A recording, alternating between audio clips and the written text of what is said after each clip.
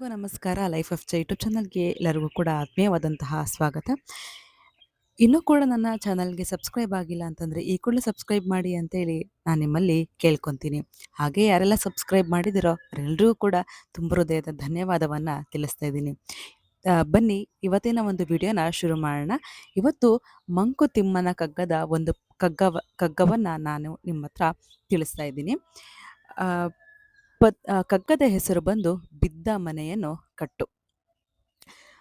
ಮೃತ್ಯು ವಿಜಯ ಅಂತಂದರೆ ಸಾವನ್ನ ಗೆಲ್ಲುವುದು ಹೇಗೆ ಅಂತಂದರೆ ಬಿದ್ದ ಮನೆಯನ್ನ ಕಟ್ಟುವುದ್ರ ಮೂಲಕ ನಾವು ಸಾವನ್ನ ಗೆಲ್ಲಬಹುದು. ಬಿದ್ದ ಮನೆ ಅಂತ ಅಂದರೆ ಒಂದು ಮನೆ ಅಂತಂದರೆ ಅದು ನಮ್ಮ ಭವಿಷ್ಯ, ಕನಸು, ಆಸೆ ಹಾಗೆಯೇ ರಕ್ಷಣೆಯ ಒಂದು ಸಂಕೇತ ಆಗಿರುತ್ತೆ. ಆ ಮನೆ ಬಿದ್ದು ಹೋಗಿದೆ ಅಂತಂದರೆ ನಮ್ಮ ಭವಿಷ್ಯದ ಎಲ್ಲ ಆಸೆ, ಕನಸುಗಳು, ರಕ್ಷಣೆ ಇವೆಲ್ಲವೂ ಕೂಡ ನಾಶ ಆಗಿದೆ ಅಂತಲೇ ಅರ್ಥ. ಹಾಗಾಗಿ ಈ ಒಂದು ಮನೆಯನ್ನು ನಾವು ಮತ್ತೆ ಪುನಃ ಕಟ್ಟಬೇಕು ಅಂತ ಹೇಳ್ತಾ ಇದ್ದಾರೆ. ಏಕೆಂತಂದರೆ ಆಕಾಶ ಮತ್ತೆ ಮತ್ತೆ ಮಳೆಯನ್ನು ಸುರಿಸಿ ಭೂಮಿಯನ್ನು ತಂಪು ಮಾಡಿಸುತ್ತೆ. ಹಾಗೆಯೇ ಕೊಯ್ಲು ಮಾಡಿದ ನಂತರ ಗದ್ದೆ ಬತ್ತಿ ಹೋಗೋದಿಲ್ಲ, ಪುನಃ ಮತ್ತೆ ಗದ್ದೆಯಲ್ಲಿ ಬೆಳೆ ಬೆಳೆಯೋದಕ್ಕೆ ಸಾಧ್ಯ ಆಗುತ್ತೆ. ಹಾಗಾಗಿನೇ ನಮ್ಮ ಆಸೆ, ಕನಸು, ಭವಿಷ್ಯ, ರಕ್ಷಣೆ ಇದೆಲ್ಲವೂ ಕೂಡ ನಮ್ಮಲ್ಲಿ ನಮ್ಮ ಒಂದು ಮನಸ್ಸಲ್ಲಿ ಭರವಸೆ ಕಳ್ಕೊಂಡಿದ್ರೆ ನಾವು ಮತ್ತೆ ಅದನ್ನು ಪುನಃ ಕಟ್ಟುವಂತಹ ಒಂದು ಮನಸ್ಸನ್ನು ಮಾಡಬೇಕು.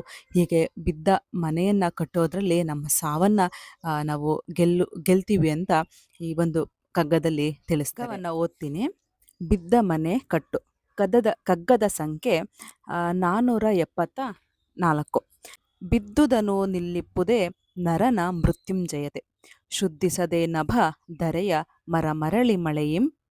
ಗದ್ದೆ ಕೊಯ್ಲಾಗೆ ಮಗುಳ್ದದು ಬೆಳೆಯ ಕೂಡದಿಹುದೆ. ಬಿದ್ದ ಮನೆಯನ್ನು ಕಟ್ಟೋ ಮಂಕುತಿಮ್ಮ. ಮತ್ತೊಮ್ಮೆ ಇದರ ಒಂದು ಸರಳ ವಿಶ್ಲೇಷಣೆಯನ್ನು ಮಾಡ್ತಾ ಹೋಗ್ತೀನಿ. ಏನಪ್ಪ ಅಂತಂದರೆ ಆಕಾಶ ನಮಗೆ ಭೂಮಿಗೆ ಪದೇ ಪದೇ ಮಳೆಯನ್ನು ಸುರಿಸಿ ಭೂಮಿಯನ್ನು ತಂಪಾಗಿಸುತ್ತೆ. ಹಾಗೆಯೇ ಕೊಯ್ಲು ಮಾಡಿದಂತಹ ಗದ್ದೆಯಲ್ಲಿ ಮತ್ತೆ ನಾವು ಬೆಳೆಯನ್ನು ಬೆಳೆಯೋದಕ್ಕೆ ಸಾಧ್ಯ. ಹಾಗಾಗಿ ನಾವು ಕಳ್ಕೊಂಡಿರುವಂಥ ಭರವಸೆ ಕೂಡ ಮತ್ತೆ ನಾವು ಭರವಸೆಯನ್ನು ಜೀವಂತವಾಗಿಸೋದಕ್ಕೆ ಸಾಧ್ಯ ಆಗುತ್ತೆ. ಭರವಸೆ ಅನ್ನೋಂಥದ್ದನ್ನು ನಾವು ಯಾವುದೇ ಕಾರಣಕ್ಕೂ ಕಳ್ಕೊಳ್ಬಾರ್ದು.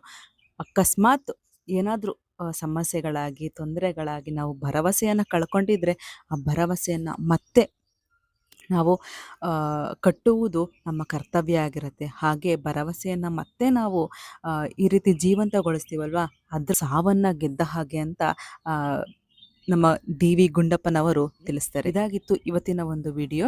ಮುಂದಿನ ವಿಡಿಯೋದಲ್ಲಿ ಮತ್ತೆ ಸಿಗ್ತೀನಿ. ಅಲ್ಲಿವರೆಗೂ ಎಲ್ರಿಗೂ ಕೂಡ ನಮಸ್ಕಾರ. ಹಾಗೆ ನನ್ನ ಚಾನಲ್ಗೆ ಸಬ್ಸ್ಕ್ರೈಬ್ ಆಗಿ ಅಂತೇಳಿ ನಾನು ಕೇಳ್ಕೊತೀನಿ. ಧನ್ಯವಾದಗಳು.